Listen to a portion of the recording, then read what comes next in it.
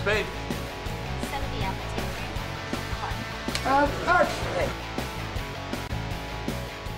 Okay, Rodrigo, you've worked with some of the biggest directors in Hollywood, and now you're working with Martin Scorsese. Was that ever a dream to work with this director?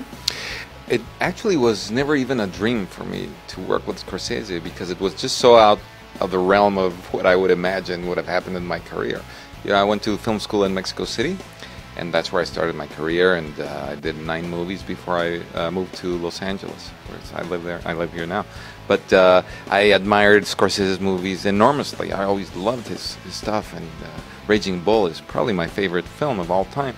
So when I got a call, you know, that Scorsese wanted to meet with me, it was almost like a joke. But it was fantastic, and it was, in the end, it is a dream come true, but it's been quite a trip. Now, Leonardo and Martin have worked on a couple of films. What's the dynamic with them on set? They're really close. They really, it's a very tight collaboration, and Wolf of Wall Street in particular was a project that DiCaprio had been wanting to do for a long time, for many years now.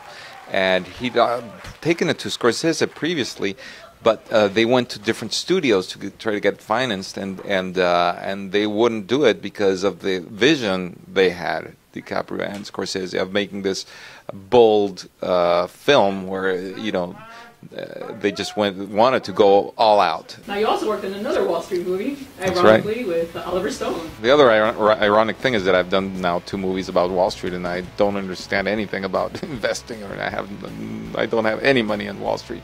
But when you see this film, you'll understand that, you know, I have no plans to invest in Wall Street anyway. But now that I understand the mechanics behind it, but yes, Oliver Stone is an amazing director, and we've become friends as well, and we've done many projects together. Are different directors different in the fact that in storyboarding?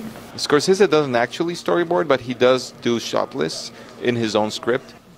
He does annotations for each scene, what type of shots he imagines. He'll do diagrams, or sometimes little drawings as well, but not a complete storyboard, but he may make a little drawing. And they're hard to decipher sometimes, but he sat down with myself and the assistant director, and we went through the whole script to understand what shots he was imagining. Other directors approach it, you know, discovering the shots on the day of the shoot. And you're there and you see the rehearsal with the actors, and then you determine how you're going to shoot it. And others do storyboard, and so I'm very flexible to do, you know, whichever. Say on Argo with Ben Affleck, we sat down and we shot listed the whole movie, and then we brought in a storyboard artist to translate into images all the things that we had transcribed, you know, on paper. And so that movie was all storyboarded in the end, and it was a good guide. But I don't think it's necessary, but sometimes it's helpful. Now, in The Wolf of Wall Street, there's a lot of nude scenes. Mm-hmm. Are those, do you have to be really careful, and is it a closed set? How do you handle those types of scenes? Yes, well, I've done a few films with nudity involved, particularly Lust Caution that Ang Lee directed. And in fact, Scorsese saw that film, like he probably sees every film out there. And he told me that that was a film that had done that, called his attention to my work, but it's of course a very different tone to this one.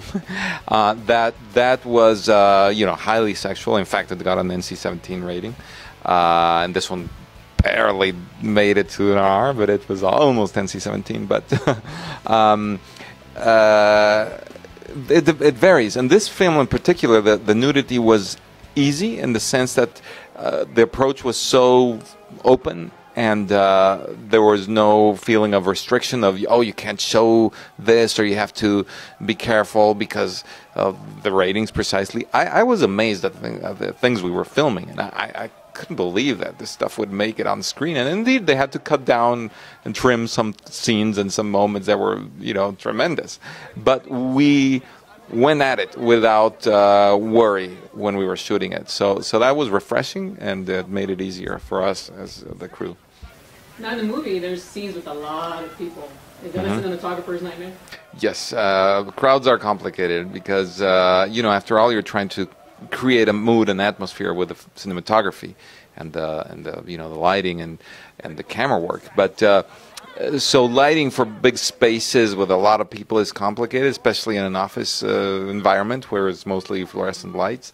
But it also gave us the opportunity to play around with the camera and do some interesting, you know, camera moves and things like that. So in the end, it was lots of fun. Now, do you have a preference as far as what cameras you use?